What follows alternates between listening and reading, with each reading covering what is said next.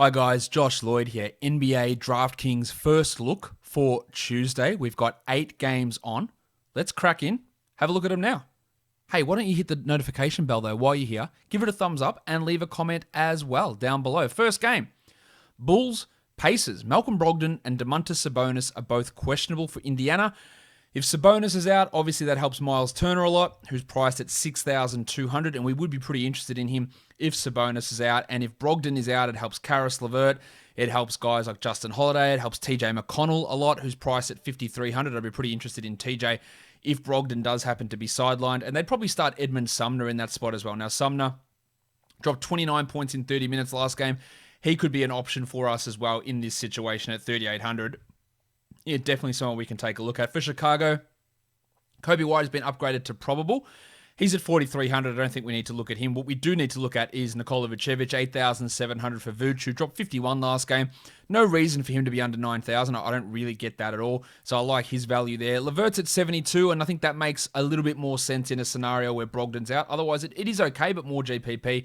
While $7,800 for Levine, he has dropped precipitously because his form has dropped precipitously as well. He's averaging just 29 over the last 5. I'm not particularly interested in Levine or in Markkanen or even Thad Young really. Although I do like Satoransky at 5,100, who's been putting up some very, very strong numbers at this point. Let's bring up his numbers there. Thomas at 5,100. 42, 26, 26, 30, like exceeding 5,100 value in the last 4 games. So I feel pretty okay about getting Thomas Satoransky into lineups. No spread or total out for that game at this point. In fact, at this stage, there's not a lot of spreads or totals out. There is for this one, though. Philadelphia and Boston. In Boston, the Sixers are 1-point favorites. The total is 223. Joel Embiid is no longer on the injury report, so he is ready to go. Tristan Thompson remains out, and Shemi Ojeleye is off the injury report as well. Rob Williams, the Rock DJ at 6,800. You like that for Williams. The problem you have is how he goes against Joel Embiid, and that can get anyone into foul trouble. But Williams is giving us 30s and 40s pretty much every night. So outside of foul trouble, you'd feel good there. Kemba's at 66. I'm not super into that. Same with the 76 on Jaylen Brown, or even the 56 on Marcus Smart. I'm not massive. I think they're all probably Kemba, Jaylen, Marcus, and Jason are all probably a little bit too highly priced personally. Embiid's at 10-2, and the only thing that worries me here is minutes and how much they play him. I think he would tear the Celtics apart otherwise. But at 10-2, I'd probably leave him.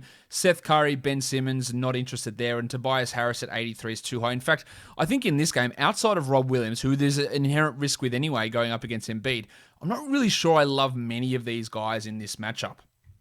The next game that we take a look at, we've got the Lakers and the Raptors. Now, this is a back-to-back for Toronto. We don't know whether Fred VanVleet is going to play. He did not play on Monday, and after they said that they would start Malachi Flynn, they did not start Malachi Flynn. They started DeAndre Bembry.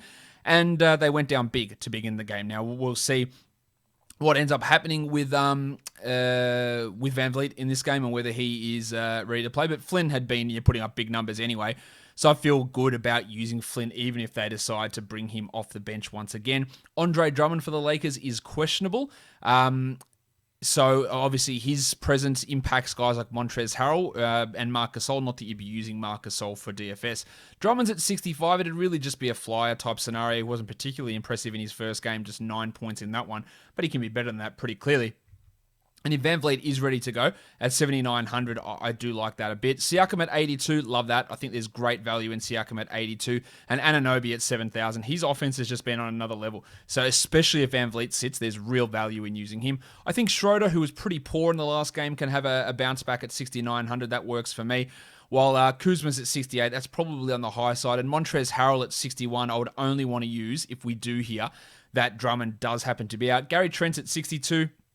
That's high for Trenner, but I don't hate it, especially given the potential absence of VanVleet. While Flynn at 39 could be a really awesome play if we do hear the news that that VanVleet does happen to be sidelined, but we don't know that at this point on the back-to-back. Next game is the Pelicans. They are taking on the Atlanta Hawks. A lot of unknowns in this one.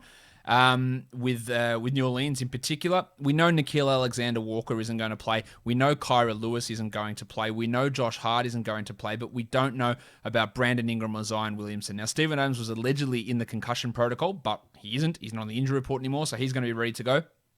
But Zion and Ingram really create some question marks, because if those guys are out, then James Johnson's going to play a ton and become a great option. And Johnson's at 5,200 and has put up a string of really good games in the absence of those three guys. But remember, he didn't play a single second for the Pelicans until those guys were hurt. But he would be a great option if they are out.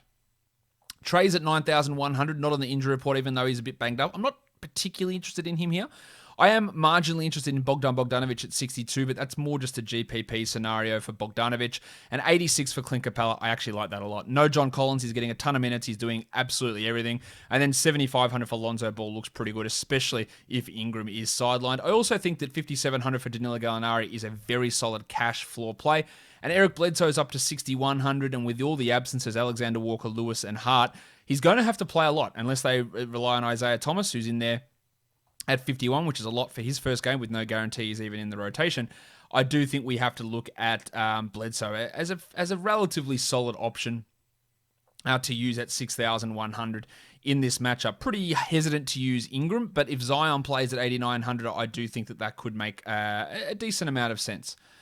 Miami and Memphis is the next game that we're going to take a look at here. Memphis going to be without DeAnthony Melton, which is not ideal for watchability. Brandon Clark is questionable, while Andre Iguodala's off the injury report for the Heat. Bam Adebayo's at 8,300. I like this for Bam. It's not too high of a price. He should be a 40-point guy. In fact, he's averaging 42 over his last 5. While Valanciunas at 74 is also like a 35-point player. I think both centers have some value in this matchup. Butler's at 9,000. I think that's just a smidge too high. While Kyle Anderson at 5,400. I like what he's doing at the moment. And without Justice Winslow and without DeAnthony Melton, I think 5,400 makes quite a bit of sense there. Morant's at 72, and despite some subpar performances, I think that's not a bad option. And then Grayson Allen's at 44, and I feel really good about Grayson Allen's floor, amazingly. Didn't really think I'd say that in DFS about Grayson Allen too often. 7,000 for Victor Oladipo, I have absolutely zero interest in, and 5,600 for Tyler Hero, also not in the slightest bit interested in that one.